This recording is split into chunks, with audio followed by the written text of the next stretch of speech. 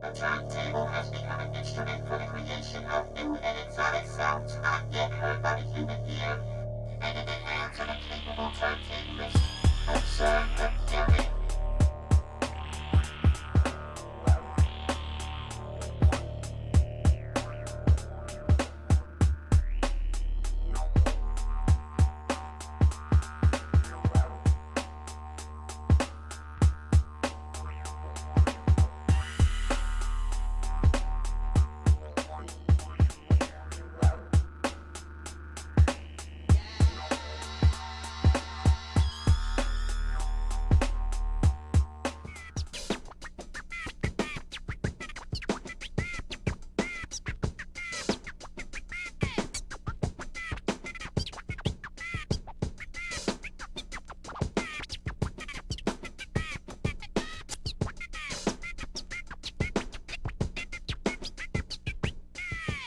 How y'all doing out there? This is DJ Spider-Man here to introduce our video, A Beginner's Guide to Scratching and Mixing. The DJs that you'll see on this tutorial definitely come from many different sides of the DJ realm. DJ E, for instance, currently runs 2 record labels, a record store, and a mobile disc jockey sound lighting and rental business. But it's his mixing skills on the 1 and 2s that have made him one of the most sought-after club jocks in Los Angeles. Also from Los Angeles, we've got Jay Solo, who brought his mixing skills on the radio all the way from Jammin' Z90 in San Diego to 100.3 The Beat in Los Angeles as well. Add to that, the 1999 DMC USA champion, P-Trix. He's going to show you a thing or two that you can incorporate into your own set. We'll top it all off with interviews by the legendary Mixmaster Mike, innovative DJ pioneer DJ Focus, and DJ E. So sit back, relax, enjoy, and learn. Now before we get started, let me show you how to hook up your cartridges, your DJ mixer, and set your turntables to the optimum level settings for scratching.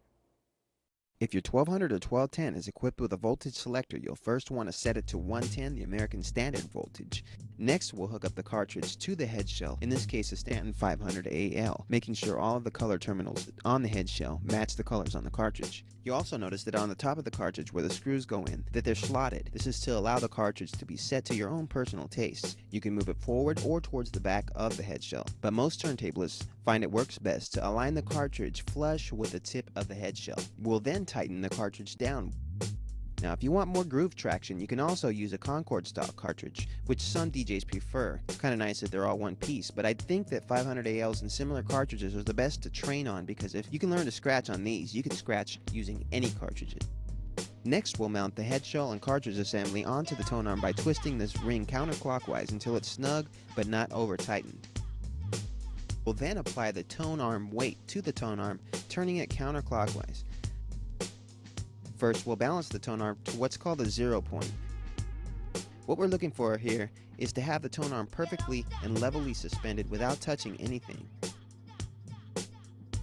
Once we've accomplished this, we'll go ahead and add more weight to the tone arm so that it drops on the record smoothly. I always like to use the lever to check this initially. It should drop down something like this. Now most scratch DJs set the tone arm weight by aligning it with this little ridge to about 3 to 3.5 grams. Next, we'll unlock what's called the gimbal suspension on the 1200. Once it's unlocked, you'll see the entire arm assembly can be moved up or down accordingly, and most scratch DJs will also set the arm height to 0, which is lined up with this little gauge you see here. Once having that set, we'll go ahead and lock the tone arm height back down with the lock mechanism. The tone arm will now stay perfectly down. The last in the optimum scratch settings is to set the anti-skate to the max, which is 3. The anti-skate function keeps your tone arm from moving back and forth erratically while riding the groove. Next, we'll hook up our turntable to our mixer. The first of these connections are the ground wires, which will eliminate any buzzing and humming sounds coming from an AC source through the turntables. Every DJ mixer has these ground terminals. Next, we'll hook up the turntables to the phono input, and don't use the line inputs for turntables because they don't have the special phono preamps that are built into a phono input. Therefore, they won't be heard through a line input even if they're connected.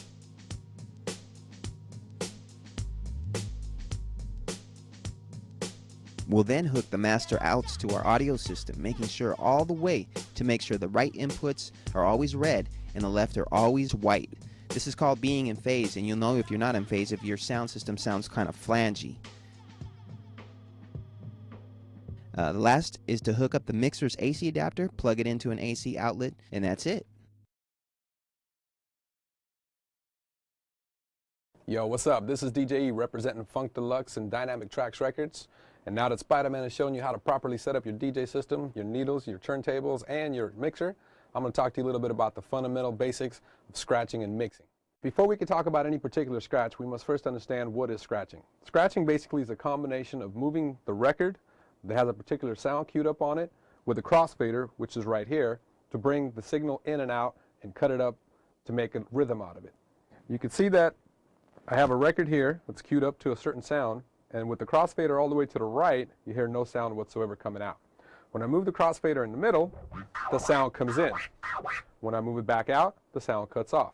So once again, the combination of moving the record in time with moving the crossfader in and out creates a rhythm, which is then termed as a scratch. There's lots of variations of scratches. Let's start out talking about a very basic one that I learned years ago when I first started DJing.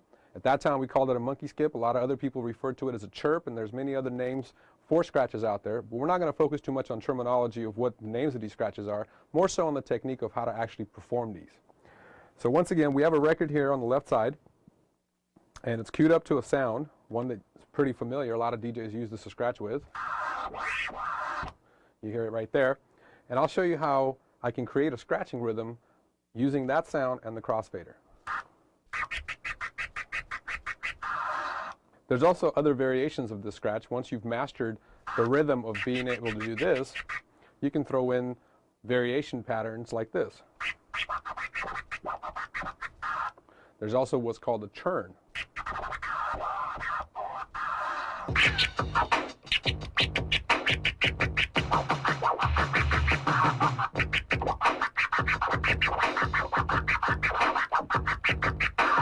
All right, now that we've got that basic technique down, I want to talk to you a little bit about the next scratch, which is now called the crab. The crab is basically a combination using 3 fingers on the crossfader, and I perform this scratch from the fader start position being open. You move the fader in with your thumb, and then 3 times, real quick, click and use the index finger to push the crossfader back into the open position. And so what you get as a result of this is 3 very rapid successions from the sound that's on the record. Let me demonstrate.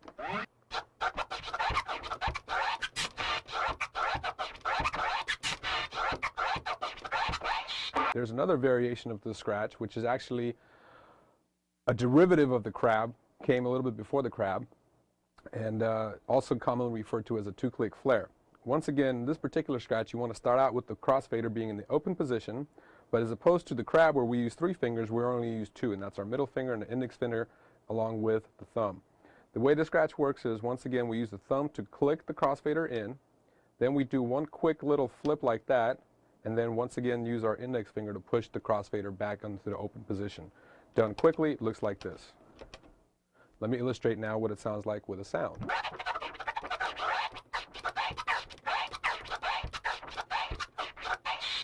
One other variation of that 2-click flare, and this is actually a scratch that I fell into by accident when I was first learning how to do the flare. It's commonly referred to as the twiddle. It's a combination of using, once again, the middle finger and the index finger along with the thumb on the crossfader, but flicking the crossfader very quickly like this against the side. Let me show you what this sounds like.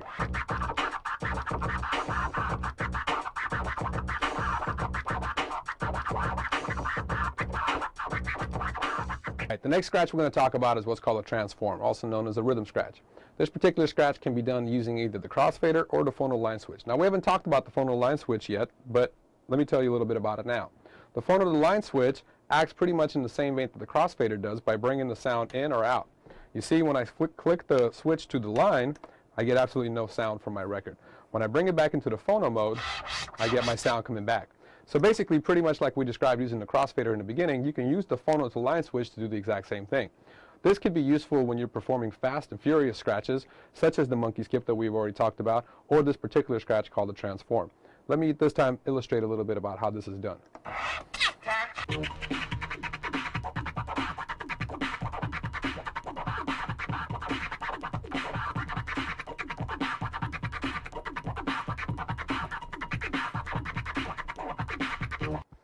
All right, so now that we've covered the basic overviews of the mixing technique, let's go ahead and demonstrate how this is done and put some of this theory into actual action. I'm going to start out with the record here on the left-hand side.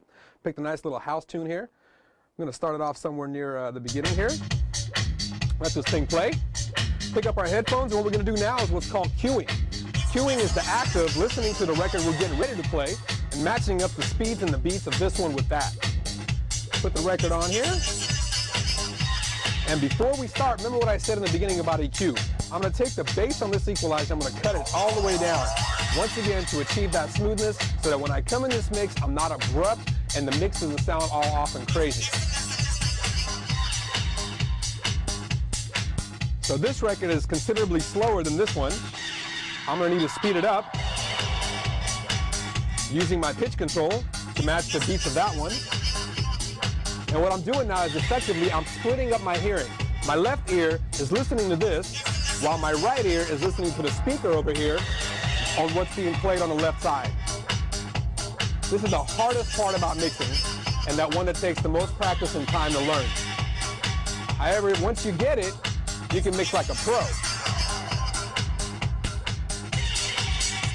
All right, so I think I pretty much matched the speeds up here. I'm gonna back the record out to the beginning here.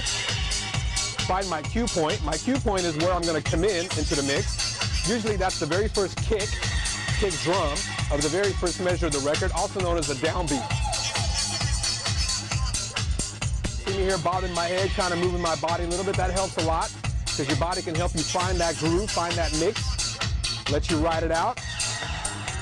Here we got a break coming up. I'm gonna wait to the end of this break, and coming right out of this break, we're gonna start our mix.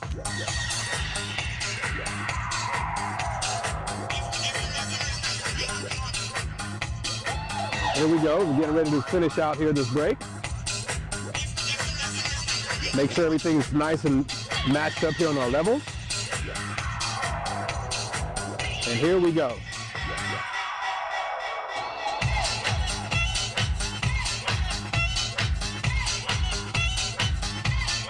Now we're in the mix.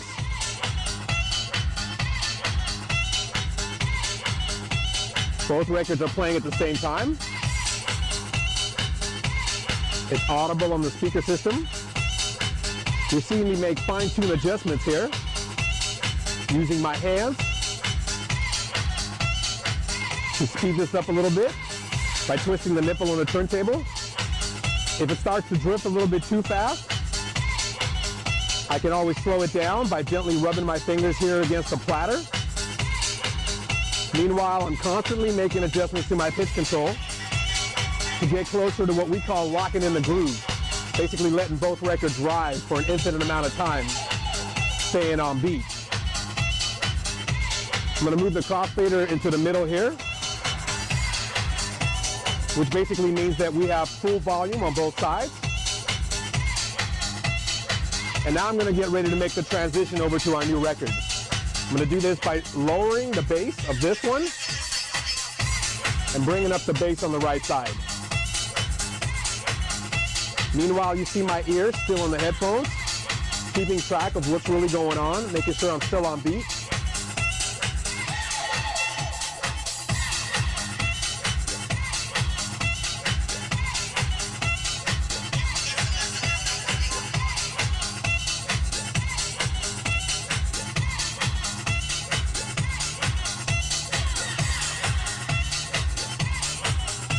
I'm going to switch my headphones now to the left side so that I can keep track of what's going on. Most importantly of all, making sure I'm still on beat.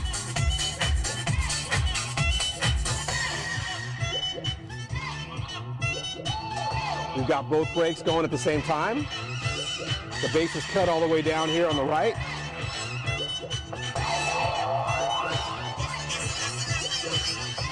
And I'm getting ready to go all the way over to the right side turntable. Here we go.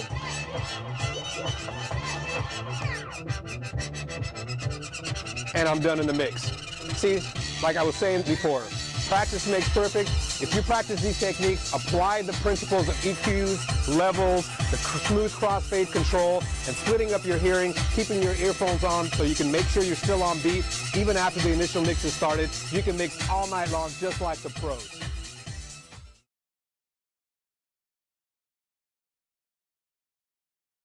I'm Jay Solo. I represent KKBT FM out here in Los Angeles. Legend Entertainment, also doing a lot of clubs out here in Los Angeles. Just basically trying to do my thing. About now I'm just going to go over a few scratches with you guys. This is the baby scratch. By moving your fader into the middle so you can hear the sound, you just want to get the feel of the record. Really.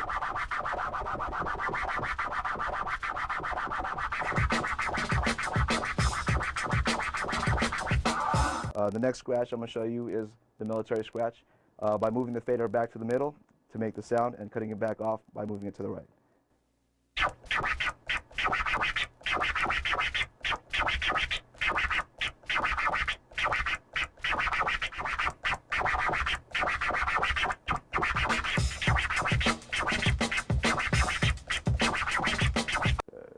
Next scratch I'm going to show you are scribbles or stutters. And by using the crossfader again, moving that to the middle.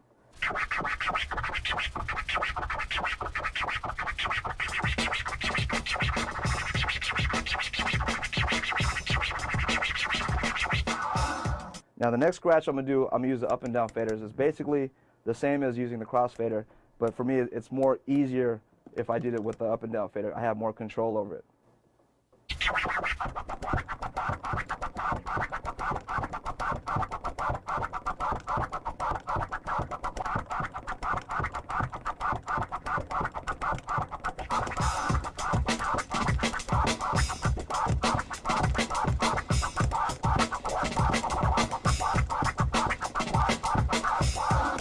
The next scratch I'm going to show you are chirps, and it goes a little something like this.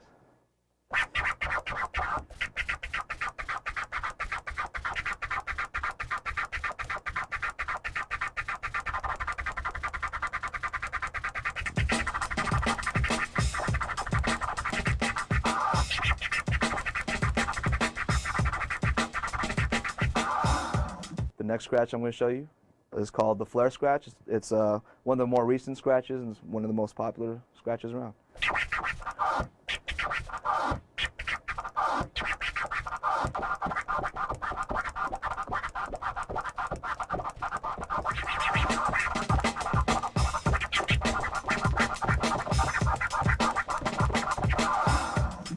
The next scratch is the orbit or the two-click flare. It's basically two clicks of a flare up, 2 clicks back.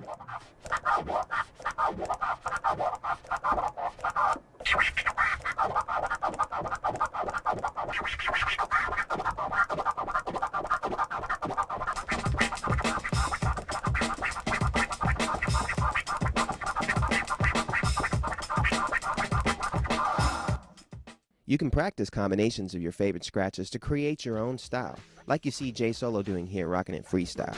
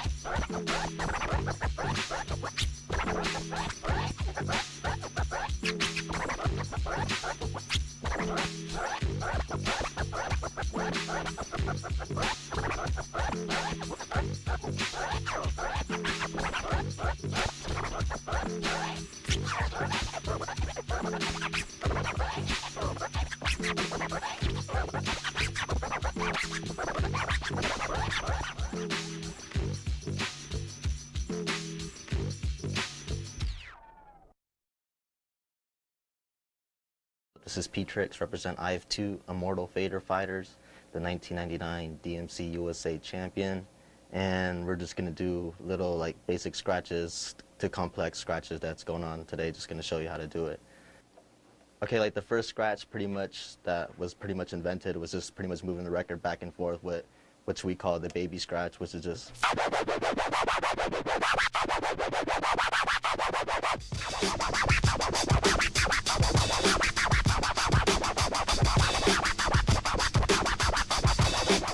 the next step was a military scratch where you cut out the sound to make a rhythm.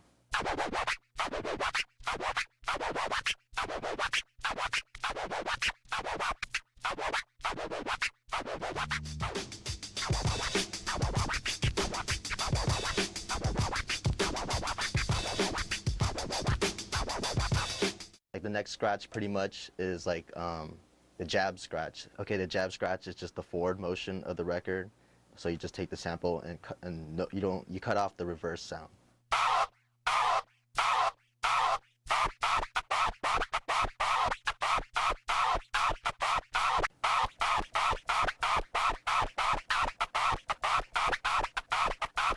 So it's just the forward motion of the sound that you have. So you cut out no reverse sounds.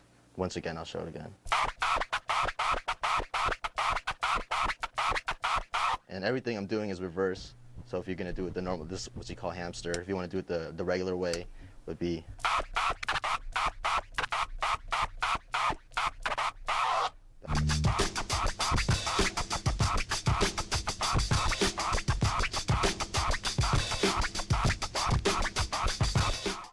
This next scratch pretty much was like originated from, everyone says, like in Philadelphia. They're popular for doing this, is the transform scratch, which is pretty much where you just cut off the sound. You just keep cutting out the sound while you move the record back and forth. So it's like a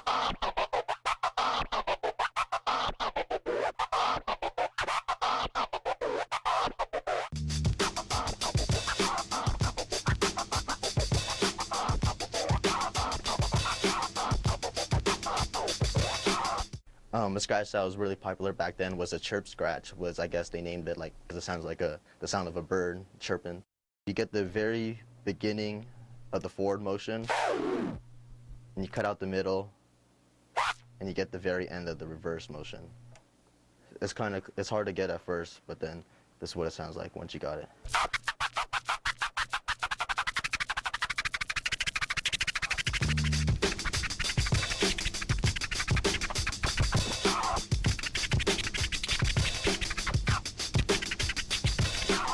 Okay, this next scratch I'm gonna do is pretty much, you don't need to really use the faders or cut out the sound.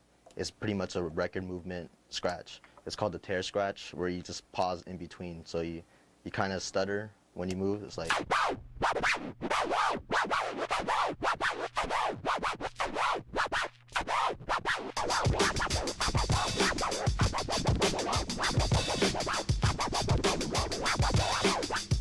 Okay, this next scratch is pretty much more like an effect scratch. It's called the fade. You're just using like the volume. Pretty much you're just like doing fades, like bringing the volume up and down. This can be used with a bunch of different scratches. As like I could do fade jabs, fade transform, fade tears. The real popular scratch now is called the flare scratch, invented by DJ Flair from the Scratch Pickles. And it's pretty much, it's like a transform, but exactly opposite. Like, for a transform, you start with the fader close, and you cut off the sound. But a flare scratch is, you start with the fader open, and like the exact opposite movement of a transform. So it's hard to explain, but it's weird. Here's how it sounds, like real slow. It's like a one click forward and one click back, like with the fader. And then once you get it real fast, it sounds.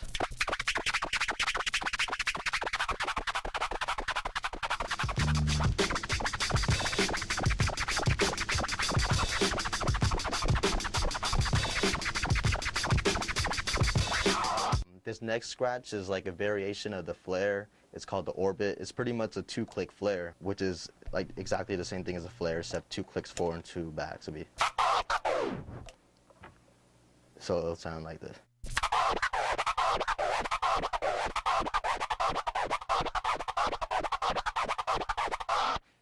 And the orbit is like the 2-click flare, like at twice the speed.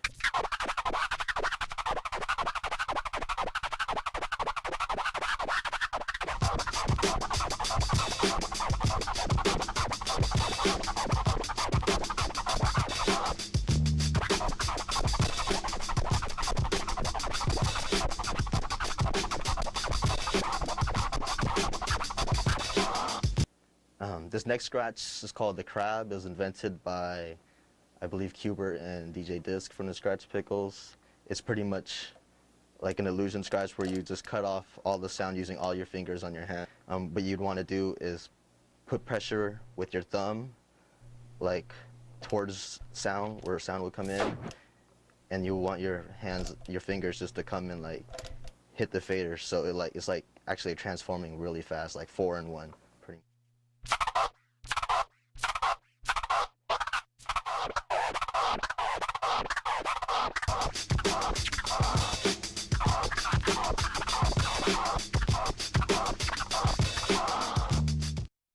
P-Trix is a good example of how far you can get with some hardcore practice and determination. Here's P-Trix rocking a showcase with tons of scratch licks and beat juggling. I'm just plain terror.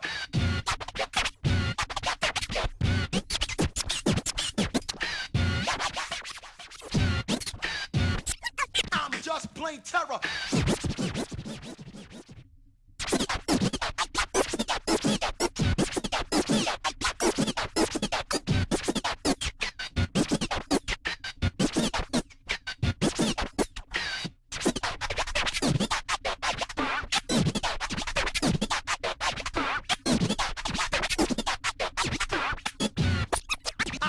Plain terror.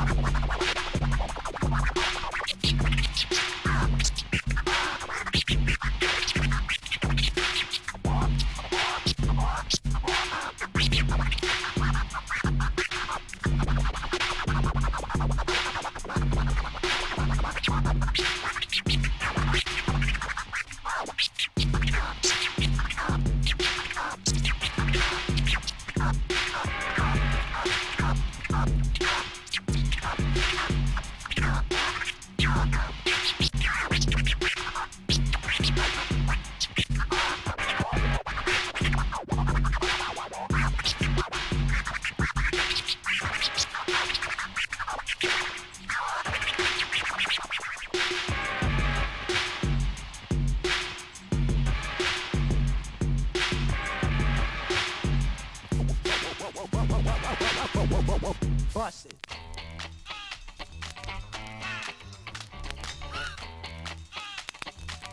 Boom. Bust it. Boom. Bust it. Bust it. Bust it. Bust it.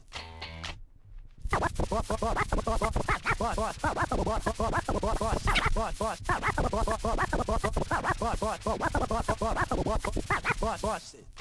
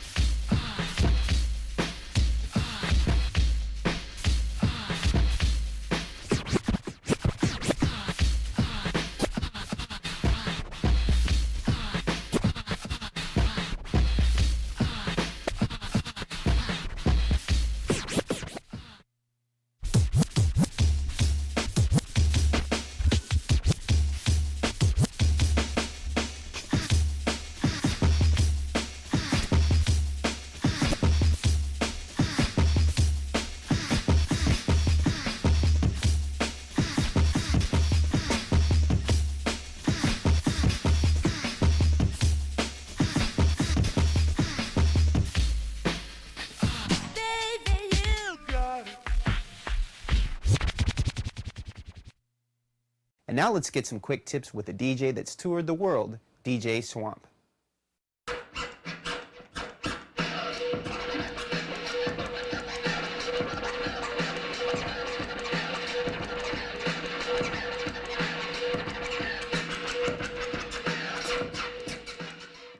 Probably one of the best records for beginners is my skip-proof scratch tool, a record I put out a few years ago to make it real easy to learn. You can use pretty much any needle, any turntable even. It doesn't have to be an expensive one. You can use a cheap one because no matter how much the needle skips, you're still on the same sound. So you can really go crazy with it.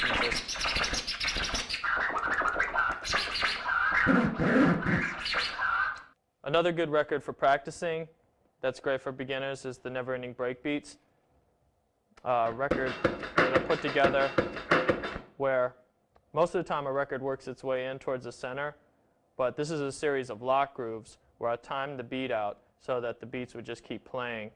And it just keeps spinning there. So you can just practice for hours and just scratch to it, and the beat will just keep playing.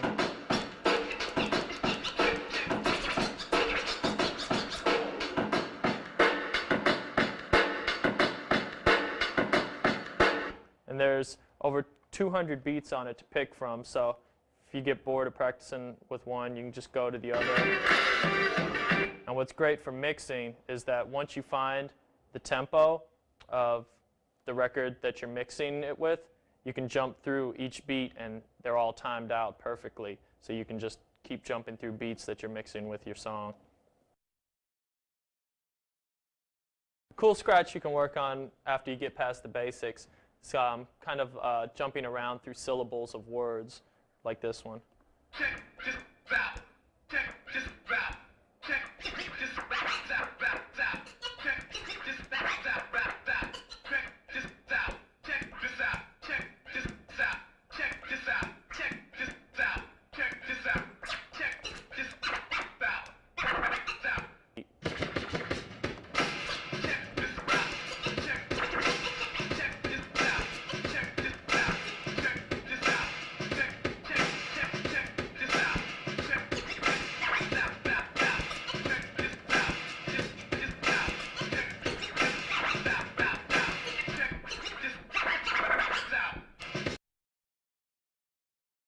You can simulate an echo by using the volume fader.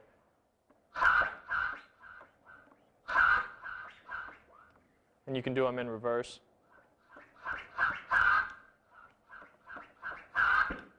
This is done basically just by turning off the volume, and then when you put it back on, you put it at a lower level, like 8, and then another lower level, 6, 4, just gradually move down.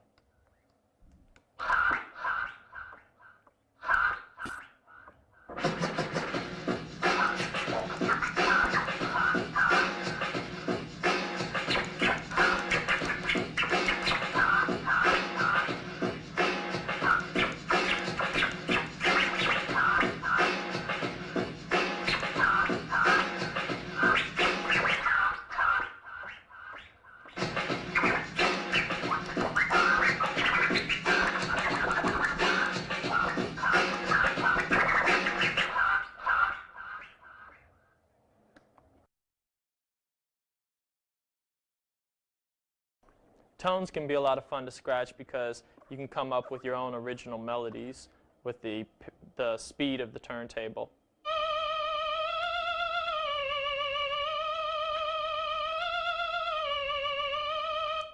So you can combine transforming with the crossfader and moving the speed.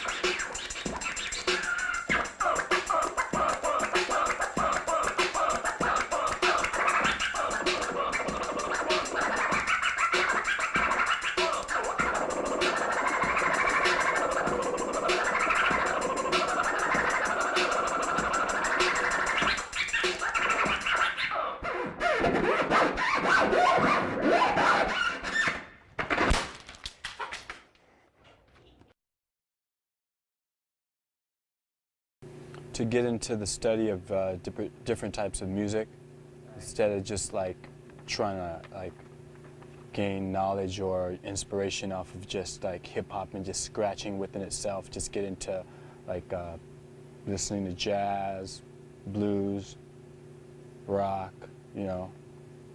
It'll broaden your horizons to like open up to new avenues of trying to develop scratch art. I would say learn to think for yourself.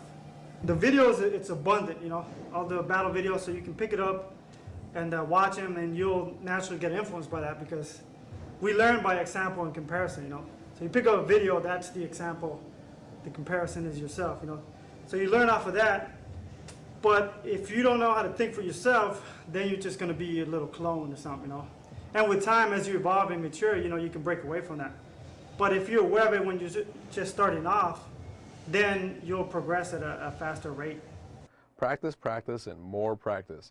You know, I remember when I was first DJing, I was so dedicated and committed to learning the art of DJing. I used to spend anywhere from 6 to 8 to as much as 12 hours a day, every single day in my bedroom, and then later on in my studio, just practicing my skills and honing my technique. Now, I'm not talking about practicing any one particular skill, like scratching, for example, which actually leads me to the second part of the answer. That part being that it's important to be well-rounded in your DJing. You know, what am I talking about? Covering all the aspects that we talked about in this video, for example. Everything from scratching to beat juggling to beat mixing, and even knowing how to use your equipment, how to set up your equipment, perhaps maybe even service your equipment. You know, knowing how to set up your needles, how to balance your tone arms, how do your mixers work, how your sound systems work, knowing the difference between a single amplifier and a double amplifier system, knowing how to use a crossover, an equalizer, or even a big mixing console. All those things come into play when you want to become a DJ.